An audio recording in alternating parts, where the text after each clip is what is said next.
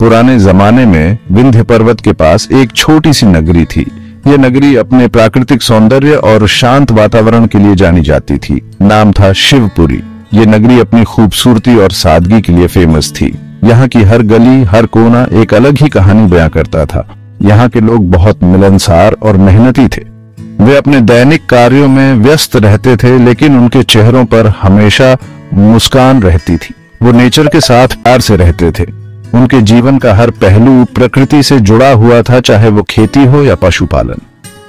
नदी के किनारे बने मंदिरों में हमेशा पूजा पाठ होती रहती थी। ये मंदिर न केवल धार्मिक स्थल थे, बल्कि सामाजिक और सांस्कृतिक गतिविधियों का केंद्र भी थे। हवा में धूप और अगरबत्ती की खुशबू फैली रहती थी। यह सुगंध पूरे गांव में एक पवित्र और शांतिपूर्ण माहौल बनाती थी। शिवपुरी एक ऐसी नगरी थी जहां जिंदगी पीसफुल और प्यार से भरी थी। यहाँ के लोग एक दूसरे के साथ बहुत प्रेम और सहयोग से रहते थे। लेकिन शिवपुरी के राजा विक्रमादित्य एक बहुत बड़ा सपना देखते थे। उनका सपना था कि शिवपुरी को एक महान नगरी बनाया जाए। उनका सपना था एक ऐसी नगरी बसाने का जो सोने की तरह चमके। वो चाहते थे कि उनकी नगरी का नाम पूरी दुनिया में रोशन हो। एक ऐसी नगरी जो अपनी रिचनेस, वैभव और नॉलेज के लिए पूरी दुनिया में मशहूर हो। वो चाहते थे कि शिवपुरी एक शिक्षा और संस्कृति का केंद्र बने। राजा विक्रमादित्य जानते थे कि ये बहुत मुश्किल है, लेकिन उन्होंने ठान लिया था कि वो अपने सपने को पूरा करके रहेंगे। उन्होंने अपने राज्य के लोगों को इस सपने में शामिल किया और सभी ने मिलकर इस महान कार्य को पूरा करने की ठानी। राजा विक्रमादित्य एक बहुत बहादुर और न्याय करने वाले राजा थे। उनकी बहादुरी और न्यायप्रियता की कहानियां दूर दूर तक फैली हुई थी। वो अपनी प्रजा से बहुत प्यार करते थे। उनकी प्रजा भी उन्हें बहुत मानती थी और उनके हर आदेश का पालन करती थी। वो हमेशा अपनी प्रजा के भले के लिए सोचते रहते थे। उनके हर निर्णय में प्रजा का हित सर्वोपरि होता था। एक रात उन्हें एक अजीब सा सपना आया। यह सपना इतना जीवंत और स्पष्ट था कि राजा विक्रमादित्य उसे भूल नहीं पाए। उन्होंने सपने में एक ऐसी नगरी देखी जो पूरी सोने की बनी हुई थी। नगरी की चमक और भव्यता ने उन्हें मंत्रमुग्ध कर दिया। नगरी के चारों तरफ हरे भरे गार्डन्स थे। बहुत ऊंचे ऊंचे महल थे। इन महलों की सुंदरता और वास्तुकला अद्वितीय थी और लोग बहुत खुश और अमीर थे। हर व्यक्ति के चेहरे पर संतोष और खुशी की झलक थी। राजा विक्रमादित्य समझ गए कि यह कोई आम सपना नहीं था। यह सपना उनके लिए एक दिव्य संदेश था। ये तो खुद देवी लक्ष्मी ने उन्हें दर्शन दिए थे। देवी लक्ष्मी ने उन्हें इस स्वर्णिम नगरी का दर्शन कराया था। उन्होंने डिसाइड कर लिया कि वो इस सपने को सच करके दिखाएंगे। उनके मन में एक दृढ़ संकल्प जाग उठा। उन्होंने अपने मिनिस्टर्स और एडवाइजर्स को बुलाया और उन्हें अपने सपने के बारे में बताया। उन्होंने कहा कि यह सपना केवल एक सपना नहीं है, बल्कि एक लक्ष्य है जिसे हमें प्राप्त करना है। उनके मिनिस्टर्स और एडवाइजर्स ने भी इस विचार का समर्थन किया और सभी ने मिलकर इस स्वर्णिम नगरी को वास्तविकता में बदलने की योजना बनाई। राजा विक्रमादित्य ने अपने राज्य के सभी संसाधनों को इस महान कार्य में लगाने का निर्णय लिया। उन्होंने अपने राज्य के सबसे कुशल कारीगरों और वास्तुकारों को बुलाया और उन्हें इस स्वर्णिम नगरी के निर्माण का कार्य सौंपा। इस प्रकार राजा विक्रमादित्य और उनकी प्रजा ने मिलकर उस स्वर्णिम सपने को साकार करने की दिशा में कदम बढ़ाया। ये एक ऐसा सपना था जो केवल राजा का नहीं, बल्कि पूरे राज्य का सपना बन गया।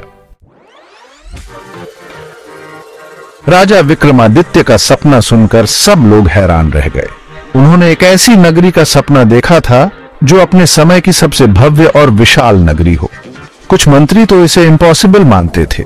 उनके अनुसार इतने बड़े पैमाने पर निर्माण करना असंभव था। उन्होंने कहा कि इतनी बड़ी और ग्रैंड नगरी बनाना बहुत मुश्किल है। इसके लिए बहुत सारे संसाधनों और समय की आवश्यकता होगी। लेकिन राजा विक्रमादित्य अपने फैसले पर अटल थे। उन्होंने अपने मंत्रियों और सलाहकारों को समझाया कि अगर हम ठान लें तो कोई भी काम असंभव नहीं है। उन्होंने कहा, जब तक हम जिंदा हैं तब तक कोशिश करते रहना चाहिए। उन्होंने अपने लोगों को प्रेरित किया कि वे अपने सपनों को साकार करने के लिए मेहनत करें। राजा विक्रमादित्य ने सबसे पहले देश के फेमस आर्किटेक्ट्स, आर्टिजन्स और लेबरर्स को बुलाया। उन्होंने उन्हें अपने सपनों की नगरी के निर्माण के लिए एकजुट किया। उन्होंने उन्हें अपने सपनों की नगरी का प्लान दिखाया और कहा कि वो जल्दी से जल्दी काम शुरू करें। उन्होंने यह भी बताया कि इस नगरी में हर सुविधा और सुंदरता का ध्यान रखा जाएगा। राजा ने यह भी प्रॉमिस किया कि उन्हें उनके काम का पूरा पैसा दिया जाएगा। उन्होंने यह सुनिश्चित किया कि सभी श्रमिकों को उनके मेहनत का उचित मुआवजा मिले। इस प्रकार राजा विक्रमादित्य के नेतृत्व में एक भव्य नगरी के निर्माण की शुरुआत हुई। सभी ने मिलकर इस सपने को साकार करने के लिए जी जान लगा दी। देवी लक्ष्मी की कृपा से कंस्ट्रक्शन का काम बहुत तेजी से शुरू हुआ। दूर दूर से स्किल्ड आर्टिजन्स और लेबरर्स आए। उन्होंने दिन रात मेहनत की। पत्थरों को तराशा गया, दीवारें बनाई गईं और महल खड़े किए गए। म्यूजिशियंस ने अपनी धुनों से काम का उत्साह बढ़ाया। डांसर्स ने अपने डांस से देवी देवताओं को खुश किया। पूरा माहौल खुशी और उत्साह से भर गया। जब नगरी बन रही थी, राजा विक्रमादित्य ने यह ध्यान रखा कि सभी रिलीजियस फेस्टिवल्स और परंपराओं को माना जाए। उनका मानना था कि इससे लोगों में एकता और उत्साह बना रहेगा। होली के त्योहार पर पूरी नगरी रंगों से सराबोर हो गई। दिवाली के शुभ अवसर पर नगरी को दियों से जगमगा दिया गया। इन त्योहारों ने लोगों को एक साथ लाया और उन्हें एक दूसरे के करीब लाने में मदद की। नगरी का काम बहुत तेजी से चल रहा था और इसकी चर्चा दूर दूर तक फैल गई। यह सुनकर दुष्ट राजा दुर्योधन को जलन होने लगी। दुर्योधन एक लालची और क्रूर शासक था। वो ये नहीं चाहता था कि कोई भी नगरी उसकी नगरी से ज्यादा खूबसूरत और अमीर बने। उसने इस नगरी को बनने से रोकने की कसम खा ली। दुर्योधन ने अपनी बहुत बड़ी सेना के साथ नगरी पर हमला कर दिया। राजा विक्रमादित्य और उनकी प्रजा ने बहादुरी से मुकाबला किया। लड़ाई कई दिनों तक चली। आखिरकार अपनी चतुराई और साहस से राजा विक्रमादित्य ने दुर्योधन को हरा दिया। दुष्ट राजा को भागना पड़ा। दुर्योधन की हार के बाद नगरी का काम फिर से शुरू हो गया। इस बार लोगों में और भी ज्यादा जोश था। वो जानते थे कि उन्होंने बुराई पर अच्छाई की जीत हासिल की है। देवी लक्ष्मी की कृपा से नगरी जल्दी ही बनकर तैयार हो गई। ये नगरी सचमुच राजा विक्रमादित्य के सपने जैसी ही ग्रैंड और खूबसूरत थी। एक शुभ दिन राजा विक्रमादित्य ने नगरी का भव्य उद्घाटन किया। इस मौके पर दूर दूर से लोग आए थे। पूरी नगरी को फूलों और दियों से सजाया गया था। ये नगरी नॉलेज, कला और संस्कृति का केंद्र बन गई। ये नगरी समृद्धि और खुशहाली का प्रतीक बन गई। राजा विक्रमादित्य का सपना आखिरकार पूरा हो गया।